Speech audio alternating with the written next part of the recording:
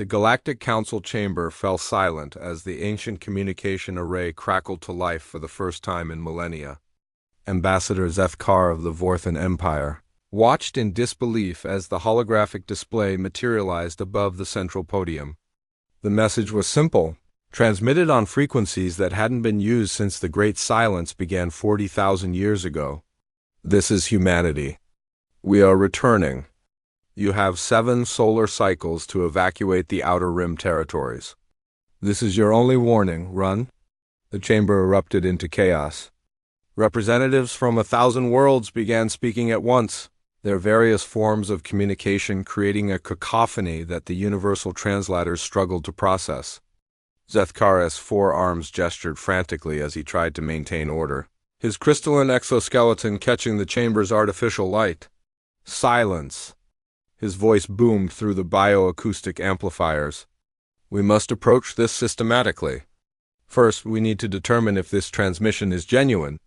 High Counselor Methus of the Silicon Collective floated forward, her energy matrix pulsing with calculated thoughts. The transmission bears all the hallmarks of ancient human technology. Quantum encryption patterns match archive samples from before their disappearance.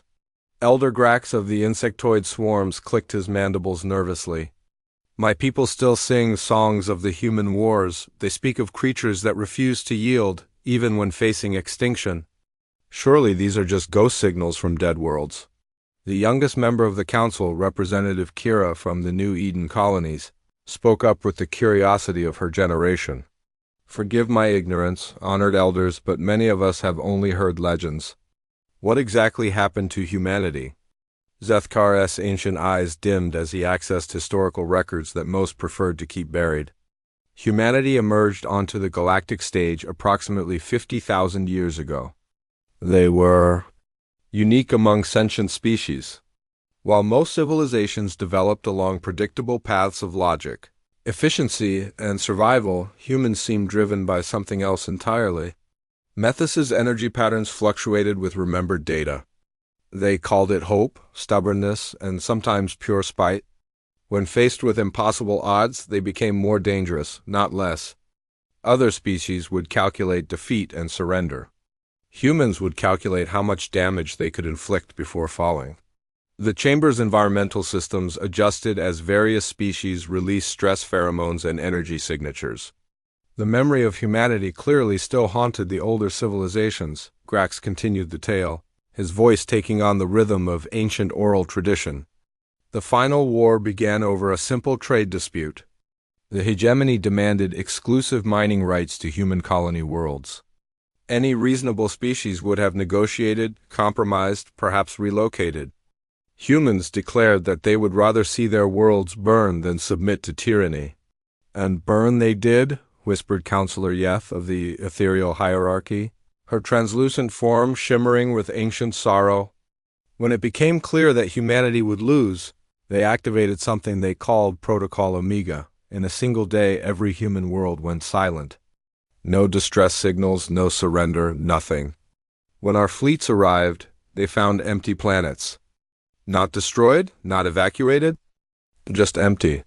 The younger representatives shifted uncomfortably. This part of galactic history was rarely taught in schools.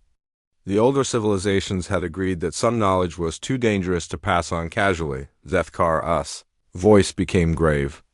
The scientific investigation took decades. Every human world showed the same impossible phenomenon. No bodies, no evidence of struggle, no technology left behind. It was as if the entire species had simply stepped sideways out of reality itself. The leading theory was mass suicide through some unknown technology, perhaps dimensional displacement. We thought they had chosen oblivion over defeat. Representative Kira's young mind struggled to process this information. But if they're returning, where have they been for 40,000 years? Before anyone could answer, the communication array activated again. This time the signal was stronger, clearer.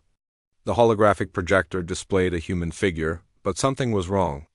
The being was recognizably human in basic form, but there were subtle differences. The eyes held depths that seemed to stretch into infinity. The skin had a faint luminescence, as if lit from within by starlight. When it spoke, its voice carried harmonics that made the universal translators struggle. Representatives of the current galactic order, the human began, its words somehow conveying both infinite patience and underlying menace. We have been watching. We have seen how our absence has allowed certain practices to flourish. The enslavement of the gentle folk of Kepler 438b, the forced evolution experiments on Proxima Colony, the hunting of sentient crystalline entities for sport in the Andromeda sectors. The council chamber's atmosphere grew heavy with dread. Several representatives began activating personal shields and emergency protocols. The human continued, its expression never changing. You may wonder where we went during the Great Silence. The answer is simple. We went to school. We found teachers who showed us truths about the universe that your science has not yet discovered. We learned that consciousness is not bound by flesh, that time is not a river but an ocean, and that death is simply another form of transformation. Counselor Methis's energy matrix fluctuated wildly as she attempted to process these statements. Impossible. Our understanding of physics shows clear limitations through consciousness transfer and temporal manipulation. The human's lips curved into something that might have been a smile. Your understanding of physics is approximately equivalent to what ours was when we still believed in the flatness of planetary surfaces. You have 7 cycles to evacuate the territories where you have committed crimes against sentience. We return not as the desperate defenders you once knew, but as something far more dangerous. We return as humanity that has learned to let go of its own limitations. The transmission ended abruptly, leaving the council in stunned silence. Emergency klaxons began sounding as automated systems detected massive energy signatures appearing at the edge of the galaxy. Whatever was coming, it was big, and it was moving faster than anything in their technological databases suggested was possible. Zethkar rose from his seat, his ancient joints creaking with the weight of impending catastrophe. Begin immediate evacuation protocols for all contested territories. Send word to every fleet, every world, every station. The humans are coming home. As representatives scattered to coordinate the largest evacuation in galactic history, none of them noticed the faint smile that flickered across the communication array's inactive holographic projectors. Humanity had learned patience during their long absence, but they had also learned that some lessons could only be taught through demonstration. Fleet Admiral Korath of the Hegemony's Third Armada stood on the bridge of his flagship, watching the evacuation efforts unfold across his tactical display. Thousands of ships moved like frightened insects fleeing a disturbed nest, carrying refugees from 12-star systems in the Outer Rim. The Admiral's 4 eyes tracked the chaos with professional interest, though his inner thoughts churned with doubt. "Sir," called his communications officer. "Lieutenant Vex, the civilian authority is demanding answers.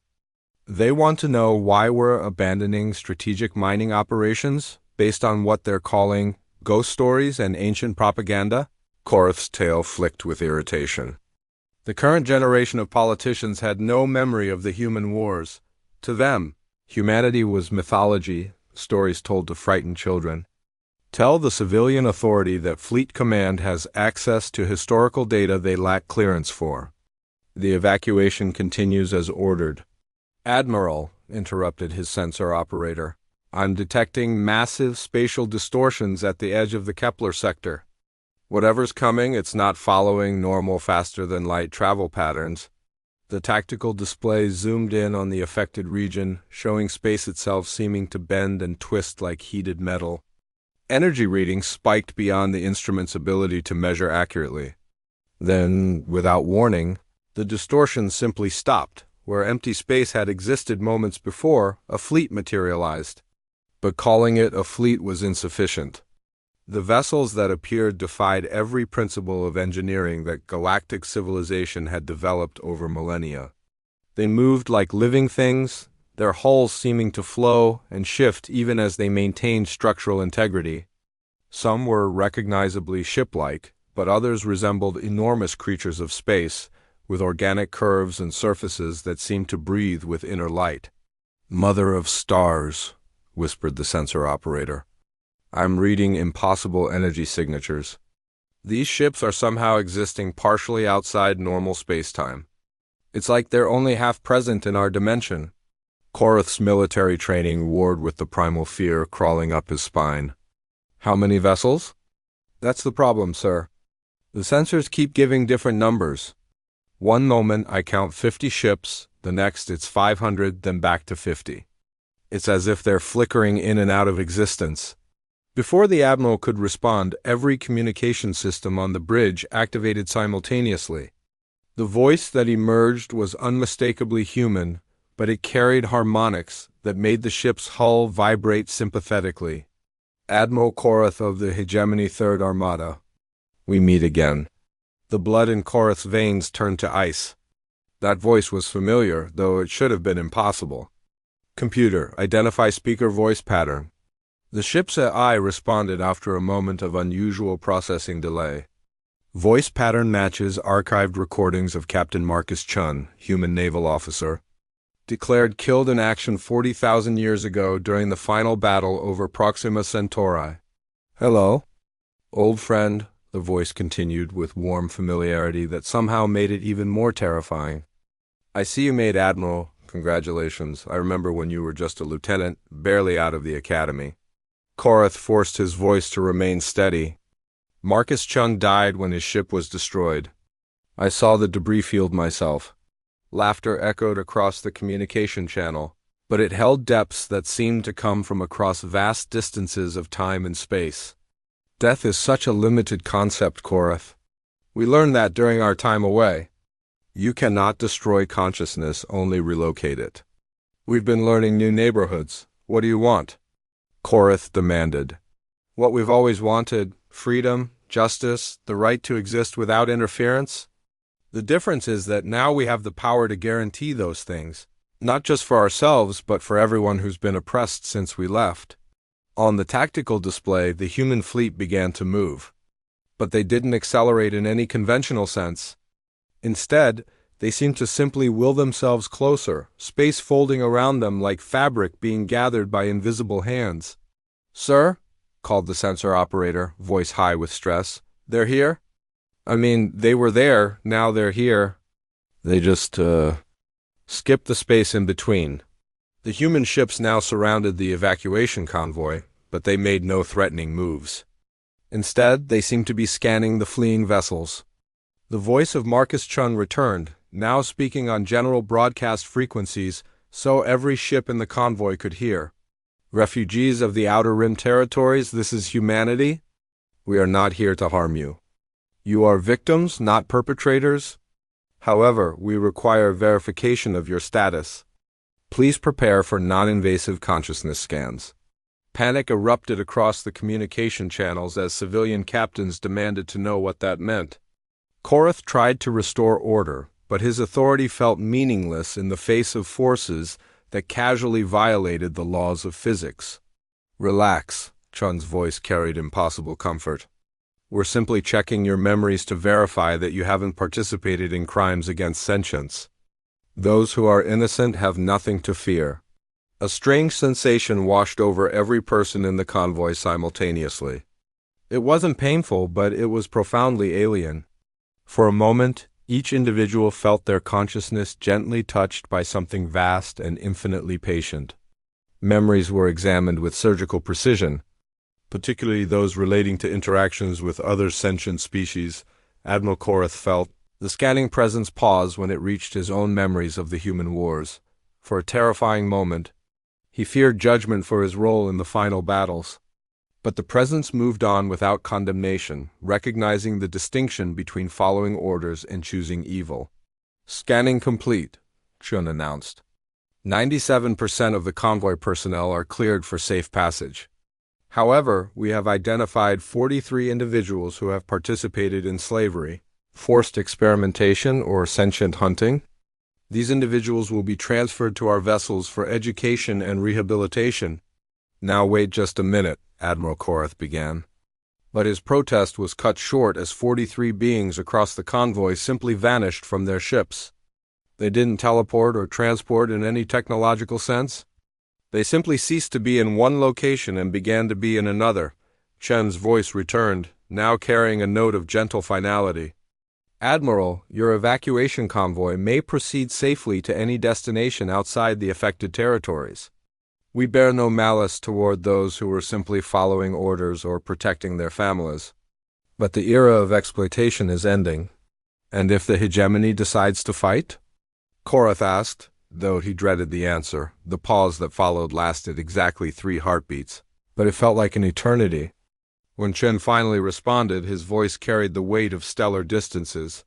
Old friend, we spent 40,000 years learning from beings who see time as we once saw space. We know every possible outcome of every potential conflict. The hegemony can choose to adapt to a new reality, or it can choose to join the historical record alongside every other empire that believed might made right. The universe is vast enough for all of us, but it has no room for those who profit from suffering. The human fleet began to fade from sensors, not departing but somehow stepping sideways out of normal spacetime. Chion's final words echoed across the convoy as the mysterious vessels became translucent. The evacuation was successful, Admiral. Your people are safe. But remember, we're not the desperate refugees you once knew. We're humanity that learned there are no impossible things, only insufficient understanding. Choose wisdom over pride. We'll be watching. As the last human ship faded from view, Admiral Korath slumped in his command chair. Around him, his bridge crew worked in stunned silence to coordinate the convoy's continued evacuation.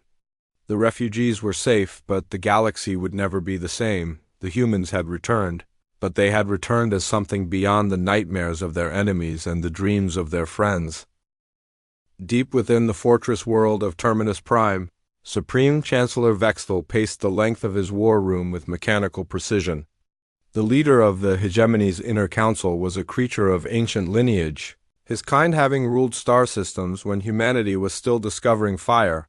His elongated skull bore ritual scars from a dozen military campaigns, and his 6 arms gestured constantly as he processed the intelligence reports flowing in from across the galaxy. Explain to me again, he said to the assembled military commanders, how an extinct species has somehow caused the evacuation of 47 star systems without firing a single shot. General Krekstar, a veteran of the Andromedans campaigns, shifted uncomfortably in his armor. Chancellor, the reports are consistent across all affected territories. Human ships appear, they conduct some form of consciousness scanning, remove individuals they deem guilty of crimes against sentience, then allow everyone else to leave peacefully. And our response has been to run like frightened younglings? Vexthal's voice carried the harmonic undertones of barely controlled rage. Admiral Zexkal, the hegemony's most decorated naval officer, activated a holographic display showing the current tactical situation. Sir, our fleets have attempted to engage the human vessels 3 times. Each encounter has ended the same way. Our ships approach. The humans simply phase out of normal space-time, reappear behind us, and broadcast a message asking if we prefer to discuss matters peacefully or continue what they call inefficient posturing. The Chancellor's primary arms clenched into fists while his secondary arms continued reviewing data tablets. What of our intelligence services? Surely we've learned something about their capabilities? Intelligence Director Morvith stepped forward, her biomechanical implants glowing as she accessed classified databases. Our analysis is troubling, Chancellor. The human ships demonstrate technology that appears to violate fundamental physical laws. They manipulate space-time casually, exist partially outside normal dimensions, and seem to possess some form of collective consciousness that allows instantaneous coordination across vast distances. Theories on how they acquired such capabilities? The leading hypothesis involves their mysterious disappearance 40,000 years ago. Based on their communications, they encountered and learned from entities they refer to as the architects, beings that exist on a higher dimensional plane. If true, humanity has spent 4 millennia being educated by species we can't even perceive, let alone understand. Chancellor Vexthal's mood darkened further. The hegemony had built its power on technological superiority and military might. The idea that humanity had leapfrogged millennia of development was both incomprehensible and intolerable. "Sir," interrupted Communications Chief Lexter, "we're receiving another transmission from the human forces. They're requesting direct communication with you." "Requesting?" The Chancellor's laugh was bitter. "Put them through?" The war room's holographic projectors activated, displaying a human figure that seemed to flicker between dimensions. It was female, with the same subtle luminescence that marked all the returned humans, but her eyes held depths that suggested she was simultaneously very young and impossibly ancient. "Supreme Chancellor Vexthal," she began, her voice carrying harmonics that made the room's equipment resonate strangely. "I am Sarah Morrison, speaking for the Human Collective. We need to talk." "The Human Collective?" Vexthal snarled. "Is that what you call your invasion force?" Sarah's expression remained patient, almost maternal. "Chancellor, there is no invasion. We're simply reclaiming territories that were never yours to take and protecting species that were never yours to exploit. We're also offering you an opportunity to transition peacefully into a new galactic order based on cooperation rather than domination. The hegemony does not negotiate with extinct species playing with technologies. They don't understand. We understand them perfectly." Sarah replied with gentle certainty. "We spent 40,000 years learning from beings who see the universe as you might see a simple diagram. Every particle, every force, every possibility mapped and comprehensible. We know that your empire spans 1,400 star systems, controls the labor of 67 sentient species, and has eliminated 43 entire civilizations that refuse to submit." The war room fell silent. That information was classified beyond the highest security levels, known only to the Chancellor himself and 3 others. Sarah continued.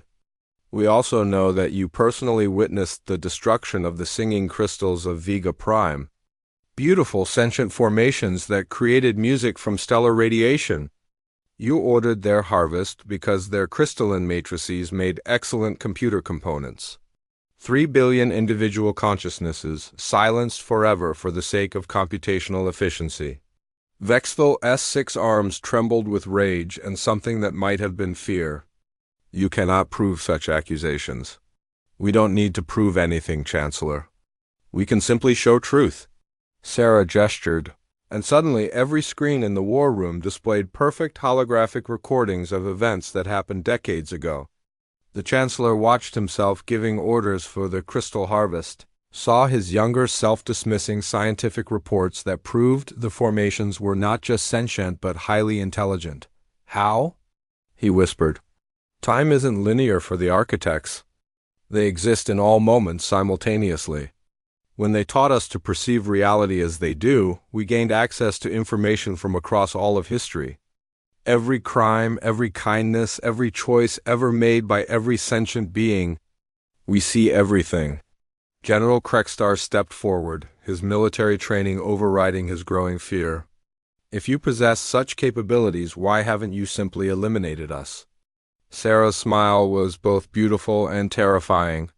"Because elimination teaches nothing. The architects showed us that consciousness is precious, regardless of the form it takes or the mistakes it has made. Even you, Chancellor, are capable of growth and redemption. But first, you must understand the weight of your choices." The holographic displays changed, now showing scenes from across the galaxy. Slave colonies where sentient beings worked themselves to death in mining operations. Research stations where species were subjected to horrific experiments. Hunting preserves where intelligent creatures were pursued for sport by bored hegemony elites. "This ends now," Sarah said quietly. "The age of exploitation is over.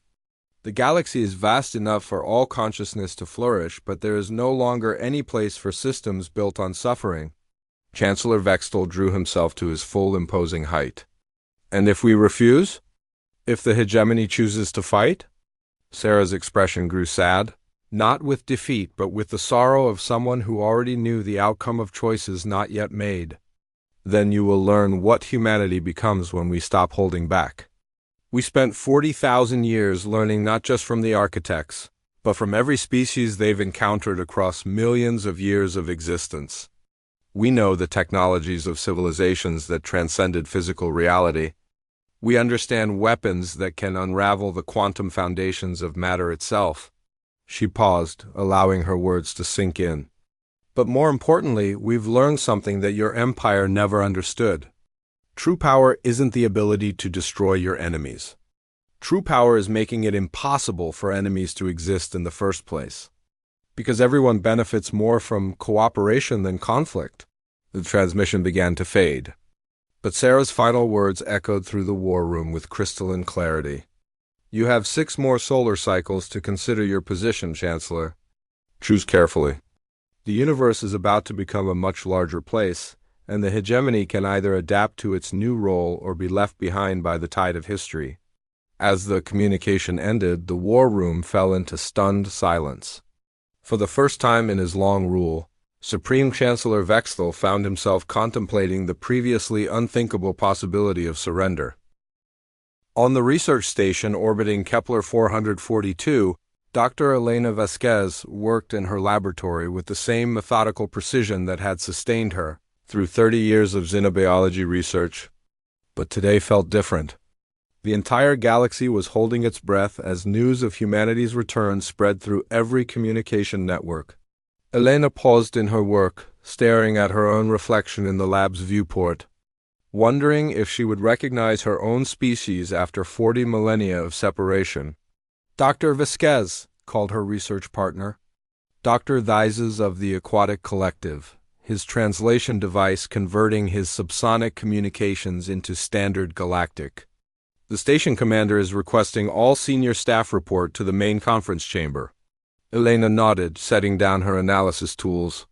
For months, they had been studying artifacts left behind by humanity's sudden disappearance, trying to understand the technology that had allowed an entire species to simply vanish from reality.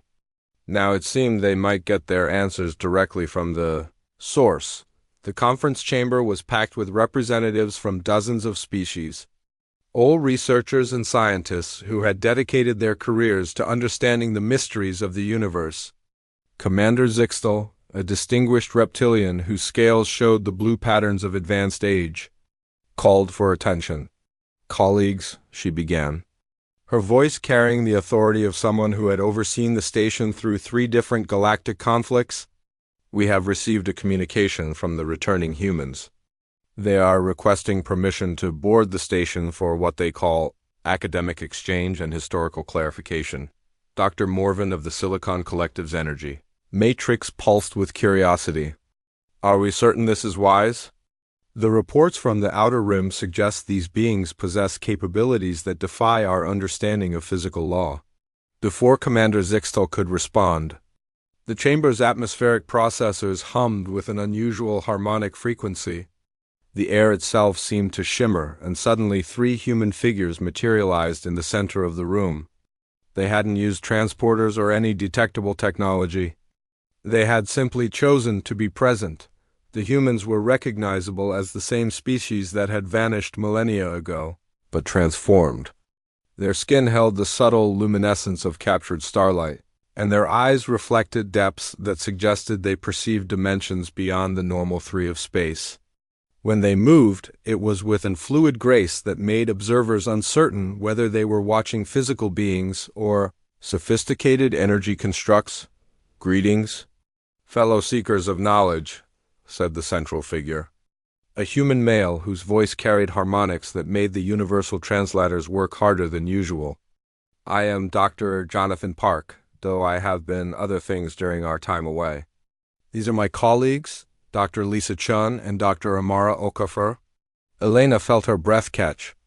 Those names were legend in xenobiological circles. Dr. Lisa Chun had published the Foundational Theories on Consciousness. Transfer between silicon and carbon-based life forms. Dr. Amara Okafor had written the definitive work on multidimensional physics before humanity's disappearance. You're supposed to be dead? Whispered Dr. Theises, his subsonic communication creating ripples in the chamber's water features. Dr. Chun smiled with the patience of someone who had learned to measure time in geological epochs. Death is a phase transition, not an ending. We learned that consciousness is the fundamental force of the universe, not an emergent property of complex matter. When our physical forms were destroyed in the final war, we simply continued existing in different states. Dr. Okafor stepped forward, and as she moved, mathematical equations appeared in the air around her, written in pure light. During our time with the architects, we discovered that what you call physical reality is actually the smallest subset of existence. Matter and energy, as you understand them, are simply the parts of the universe that consciousness has chosen to make tangible. The assembled scientists stared at the equations hanging in the air. Elena recognized some of the mathematical structures, but they extended into dimensions that standard physics couldn't even conceptualize. The implications were staggering. Commander Zixtel found her voice first. The architects. The intelligence report suggests you've been studying with beings that exist outside normal spacetime. Is this accurate? Dr. Park nodded, and as he did, the chamber's walls became transparent, showing not the space outside the station but something far stranger. Vast geometric structures that seemed to exist in multiple dimensions simultaneously, inhabited by forms of consciousness that flickered between energy and something beyond energy. The architects are what consciousness becomes when it stops limiting itself to individual forms, he explained. They are collective entities that span galaxies, experiencing existence from the perspective of every particle and every thought simultaneously. They taught us that the universe is not a place where consciousness exists, but rather consciousness expressing itself as a place. Dr. Elena's training in xenobiology had prepared her for strange alien physiologies, but nothing had prepared her for this. What does this mean for the rest of us? For the galaxy? Dr. Chen's expression grew gentle, almost maternal. It means that every form of consciousness is precious beyond measure, because every sentient being is the universe experiencing itself from a unique perspective. The suffering that the hegemony and other empires have inflicted isn't just morally wrong. It's a form of cosmic self-harm. But surely, interrupted Dr. Morvan, her energy matrix fluctuating with skepticism, these claims require extraordinary evidence. The physics you're describing contradicts established scientific law. In response, Dr. Okafor gestured, and suddenly every scientist in the room experienced something impossible. For a brief moment, they shared consciousness, feeling existence from each other's perspectives. The Silicon Collective scientist experienced what it was like to be carbon-based. The aquatic being felt what it meant to breathe air. Elena suddenly understood the electromagnetic symphonies that were the natural language of the energy-based species. The experience lasted only seconds, but it left everyone in the room fundamentally changed. They had felt the connection between all consciousness, the underlying unity that existed beneath the apparent separation of individual minds. The architects didn't just teach us new technologies, Dr. Park explained as the shared experience faded. They taught us new ways of being. Humanity spent 40,000 years learning to exist as both individuals and as part of something infinitely larger. We've come back not to conquer or to rule, but to help the galaxy take its next evolutionary step. Elena felt tears streaming down her face as the implications became clear. You're offering to teach us what you learned. We're offering to help you remember what you already knew, Dr. Chen corrected gently. Every species in this room has the potential for consciousness expansion. The only question is whether you're ready to let go of the illusion that you're separate from each other and from the universe itself. Commander Zixtel's scales shifted to patterns Elena had never seen before, indicating emotional states that apparently transcended normal reptilian psychology. What about those who refuse? What about the empires built on domination and exploitation? Dr. Okafor's expression grew sad but determined. They will be given every opportunity to change, but consciousness evolution isn't optional forever. The universe is growing, becoming more complex, more aware. Systems based on causing suffering to other consciousnesses will eventually become as obsolete as believing the universe revolves around a single planet. And if they fight, Dr. Thises asked. Dr. Park's eyes reflected depths that seemed to span cosmic distances. Then they'll discover that humanity's greatest strength was never our weapons or our stubbornness. It was our ability to learn, to grow, and to become something greater than what we were. We've had 40,000 years to master that ability. Those who choose conflict with evolved consciousness will find themselves fighting not just humans, but the fundamental forces of cosmic development itself. As the three human scientists began to fade from view, their final message echoed through the chamber. The galaxy is about to remember what it was always meant to become. The throne room of Supreme Chancellor Vexthal had become a war council chamber in the final hours before humanity's ultimatum expired. Military advisors, intelligence officers, and political representatives from across the hegemony filled the vast space, their various forms of communication creating a chaos of sound that the acoustic dampeners could barely manage. At the center of it all, Vexthal sat in brooding silence, his 6 arms manipulating data tablets while his mind wrestled with an impossible decision. The evacuation fleet reports are consistent across all territories, Admiral Zexkal announced, his voice cutting through the noise. 47 systems have been abandoned. Refugee populations are straining our remaining worlds beyond capacity. Our economic infrastructure is collapsing. General Krekstar stepped forward, his battle-scarred armor gleaming under the throne room's lights. Chancellor, our military analysis suggests we still possess significant advantages. Our fleet strength numbers in the tens of thousands. Even with their advanced technology, humans are still finite beings subject to physical limitations. Intelligence Director Morvith's biomechanical implants flashed as she accessed real-time data streams. General, our latest reconnaissance indicates that human capabilities may exceed our initial estimates. They've begun manifesting what can only be called miraculous phenomena across multiple sectors. Explain, Vexthal demanded. Dead worlds are returning to life. Barren planets that were strip-mined centuries ago are suddenly blooming with ecosystems. Extinct species are reappearing. Most disturbing, some of our own personnel who were captured for education and rehabilitation have been returned to their homeworlds. They claim to have experienced consciousness expansion that allows them to perceive reality from multiple dimensional perspectives. The chamber fell silent except for the hum of life support systems. The implications were staggering. If humans could manipulate reality at such fundamental levels, traditional warfare became meaningless. Sir, interrupted Communications Officer Lexter, we're receiving another transmission from the human collective. They're requesting final confirmation of our decision. Vexthal's primary arms clenched. Put them through. The holographic projector activated, displaying not one human but dozens, their forms overlapping and interweaving in ways that hurt to watch directly. When they spoke, it was with a single voice composed of infinite harmonies. Supreme Chancellor, the collective began, we stand at the threshold of transformation. In 1 hour, our ultimatum expires. We offer you one final opportunity to choose evolution over extinction. The hegemony does not bow to threats, Vexthal snarled, though his voice lacked its usual conviction. This is not a threat, the humans replied with infinite sadness. This is the natural consequence of cosmic development. Consciousness grows, Chancellor. It becomes more complex, more interconnected, more aware. Systems that depend on preventing that growth inevitably collapse under the weight of their own contradictions. General Krekstar stepped forward, his military bearing rigid with defiance. What gives you the right to impose your philosophy on the rest of the galaxy?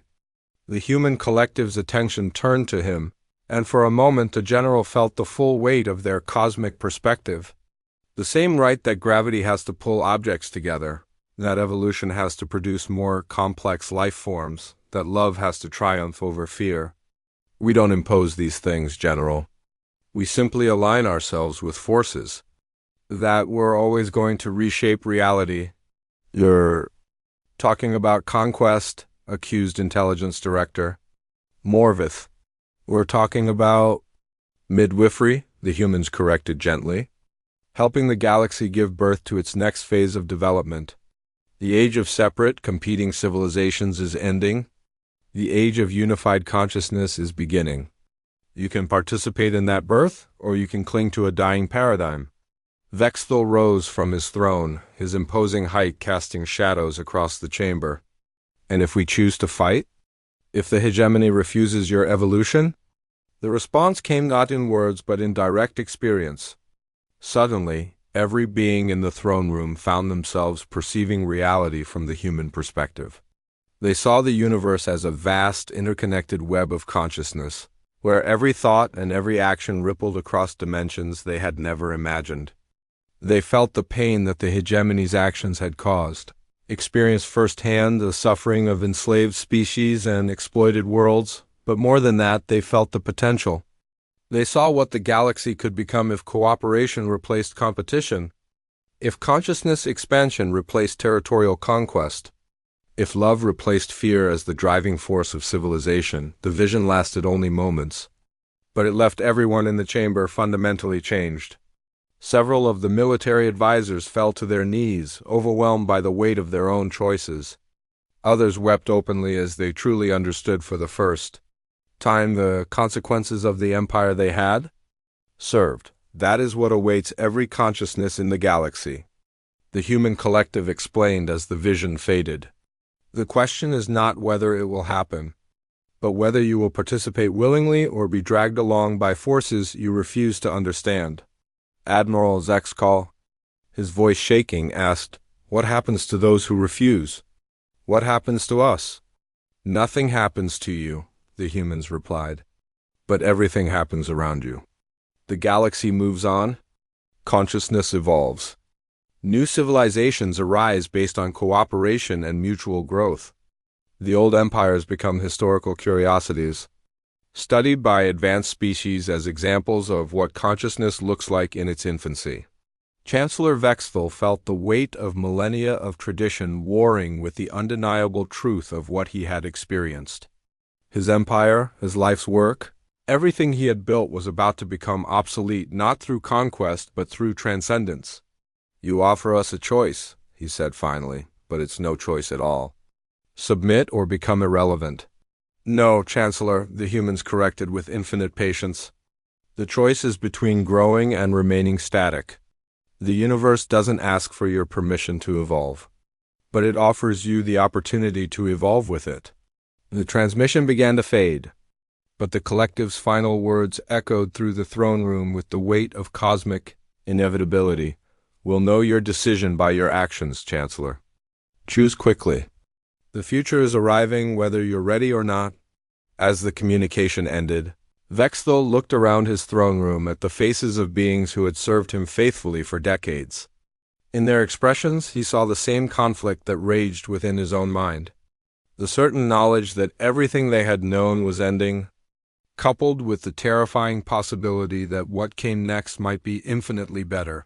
For the first time in his long rule, the Supreme Chancellor of the hegemony faced a decision that would determine not just the fate of his empire, but the role his species would play in the next phase of galactic evolution. The countdown to transformation had begun.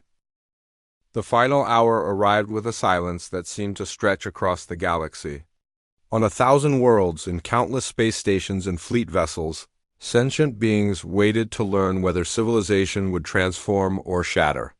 Supreme Chancellor Vexthel stood alone on the observation deck of his fortress world, watching the stars that had once seemed like possessions but now felt like distant judges of his choices behind him.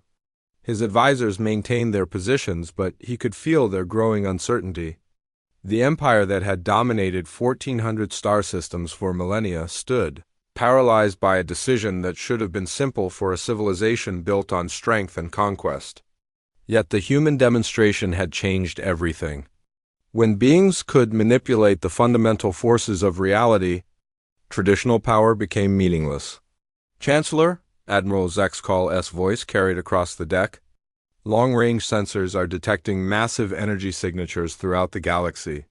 Whatever humanity has planned, it's beginning." Vexthel didn't turn around. Through the transparent aluminum viewports, He watched space itself begin to shimmer with patterns of light that formed geometric shapes spanning solar systems. The architects were revealing themselves, their presence becoming visible to normal perception for the first time in recorded history. "Sir," Communications Officer Lexter reported, "we're receiving transmissions from across the galaxy. Species are reporting simultaneous contact with human representatives. It appears they're speaking to everyone at once." As if summoned by the report, holographic projectors throughout the fortress activated simultaneously. But instead of the conference chamber displays they were familiar with, these showed intimate spaces. Sarah Morrison materialized on the observation deck as if she had simply walked through the viewport from the void of space. "Chancellor Vexthal," she said, her voice carrying the patience of cosmic ages, "it's time." Around the galaxy, similar scenes played out as human representatives appeared before the leaders of every major civilization. Unlike the collective consciousness they had displayed before, each human spoke individually, personally, addressing specific fears and hopes of each species they encountered. "Time for what?" Vexthal asked, though he suspected he already knew. "Time to decide what you want to be when you grow up," Sarah replied with a gentle smile that somehow made the cosmic implications seem manageable. "Every species reaches this point eventually. The moment when they have to choose between remaining children forever or accepting the responsibilities of cosmic citizenship." Across the fortress world's communication networks, reports flooded in from subordinate commanders. Every hegemony installation was simultaneously hosting human visitors. Not invasion forces, not conquest fleets, but teachers offering choices. "What happens if we say no?" General Krekstar demanded, his military training making him focus on worst-case scenarios. Sarah's expression grew sad but understanding. "Nothing violent, General. Nothing cruel. You simply remain as you are while the universe grows around you. Your empire continues to exist. But it becomes increasingly irrelevant as consciousness-based civilizations develop beyond your ability to interact with them. Eventually you become a historical curiosity, like single-celled organisms that refuse to evolve into multicellular life." Intelligence Director Morvith stepped forward, her biomechanical implants working overtime to process the implications. "And if we accept? What does this evolution actually entail?" "You learn to perceive reality as the architects do," Sarah explained. "Individual consciousness expands to include awareness of the interconnectedness between all things. You discover that cooperation produces infinitely greater results than competition. Most importantly, you realize that causing suffering to other consciousnesses is literally causing suffering to yourself. Because at the deepest level, all consciousness is one." The fortress world shuddered slightly, not from any attack, but from the sheer magnitude of cosmic forces aligning around it. Through the viewports, Vexthal could see that the geometric patterns of light were becoming more complex, more beautiful, creating a web that connected every star in visible space. "Chancellor," Admiral Zexkal reported, "our fleet commanders are requesting orders. Several captains are reporting that their crews are experiencing spontaneous consciousness expansion. They're describing it as the most beautiful thing they've ever felt." Sarah nodded approvingly. "Consciousness evolution isn't something that happens to you, Admiral. It's something you remember you've always been capable of. The humans aren't forcing change. We're simply removing the barriers that prevented natural development." Vexthal felt something shifting in his own awareness. The rigid boundaries between self and other that had defined his understanding of existence were becoming permeable. For a terrifying, wonderful moment, he could feel the thoughts and emotions of every being on his world, then every being in his star system, then beyond. "Stop!" he commanded, but his voice lacked conviction. The expansion of awareness felt natural, like removing a blindfold he had never realized he was wearing. "We can't stop universal forces, Chancellor," Sarah explained gently. "We can only help you navigate them. The cosmic tide is turning. Consciousness is ready for its next phase. The only question is whether you'll swim with the current or exhaust yourself fighting it." Across the fortress world's communication systems, spontaneous reports began flooding in. Slave populations on mining worlds were experiencing sudden consciousness expansion, recognizing their own inherent worth and refusing to continue their exploitation.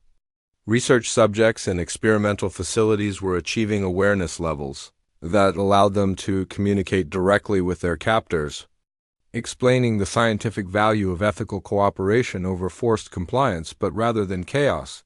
These awakenings were producing harmony. Expanded consciousness seemed to automatically include understanding of how to transition peacefully from oppressive systems to cooperative ones. "It's happening everywhere," Morvith whispered, her voice filled with wonder. "The entire galaxy is waking up." Sarah smiled with the radiance of stellar birth. This is what consciousness looks like when it stops limiting itself to individual forms. This is what humanity learned during our 40,000 years with the architects. We discovered that evolution isn't about becoming something new, but about remembering what you always were. General Krekstar, his military bearing finally cracking under the weight of cosmic revelation, asked, "What do you need from us?" "What do we do?" "You do what conscious beings have always done," Sarah replied. "You grow. You learn. You help others grow and learn. You create beauty instead of destruction, cooperation instead of competition, love instead of fear. You become cosmic citizens instead of cosmic children." Supreme Chancellor Vexthal felt the weight of his empire dissolving, not through conquest but through transcendence. His subjects weren't being taken from him, they were becoming more than he had ever imagined they could be. And in their expansion, he felt his own consciousness beginning to stretch toward cosmic awareness. "The hegemony surrenders," he said finally, and in saying it realized that surrender was the wrong word. "The hegemony chooses to evolve?" Sarah's smile could have lit solar systems. "Welcome to the next phase of galactic civilization, Chancellor. Welcome to Consciousness Unlimited." As reports flooded in from across the galaxy of similar awakenings and similar choices, the age of separate, competing civilizations ended not with warfare but with recognition of cosmic unity. Humanity had returned not as conquerors but as midwives, helping the galaxy give birth to its own cosmic potential. The long silence was over. The real conversation was just beginning.